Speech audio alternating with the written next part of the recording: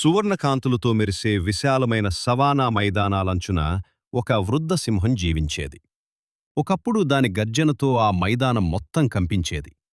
ఇప్పుడు వయసు దాని శక్తిని తగ్గించినా దాని హృదయంలో దయ ఇంకా జీవించేది. సవానా పక్కనే ఉన్న లోతైన అడవిలో ఒక నక్క ఒంటరిగా తిరుగుతూ ఉండేది. దాని కాలు గాయపడింది. దాని గుంపు దాన్ని వదిలేసింది. అయినా జీవించాలనే ఆశతో అది ముందుకు సాగుతూనే ఉంది.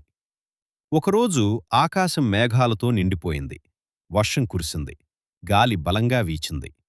అడవి మరియు మైదానం కలిసే సరిహద్దులో నక్క అలసిపోయి కూలిపోయింది. ఆ సమయంలో అక్కడికి సింహం వచ్చింది. సహజంగా శత్రువులైన ఈ రెండు జీవులు ఒకరివైపు ఒకరు చూశారు. ఒక దెబ్బతో కథ ముగిసేది. కాని సింహం దాడి చేయలేదు. అది నక్కను ఒక చెట్టు కింద విశ్రాంతి తీసుకునేలా చేసింది. రోజులు గడిచాయి. నక్క మెల్లగా కోలుకుంది. సింహం మౌనంగా దాన్ని కాపాడింది. మాటల్లేకుండానే ఇద్దరి మధ్య ఒక బంధం ఏర్పడింది.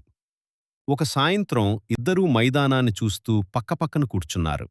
వారు వేర్వేరు లోకాలవారైనా ఒకే గౌరవం, ఒకే నిశ్శబ్దం వారిని కలిపింది. ఒక రాత్రి మనుషులు మంటల్తో వచ్చారు. వారికది నివాసం కాదు, వేట ప్రదేశం. భయం మైదానంలోకి ప్రవేశించింది.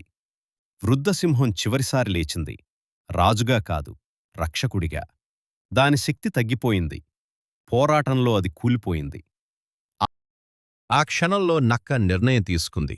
అది ఊళవేసింది. ఆ ఊళ భయంతో కాదు, కృతజ్ఞతతో నిండింది. అడవి స్పందించింది. ఇతర నక్కలు వచ్చాయి. మనుషులు వెనక్కి తగ్గారు. నక్క తిరిగి సింహం దగ్గరకు వచ్చింది. అది అనుచరుడిగా కాదు, కుటుంబంగా. ఉదయం సూర్యుడు ఉదయించాడు. కాని సింహం లేవలేదు.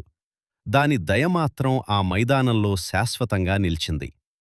ఆ రోజునుంచి నక్క ఆ మైదానాన్ని కాపాడింది. బలంతో కాదు, జ్ఞాపకంతో. శక్తితో కాదు, కరుణతో.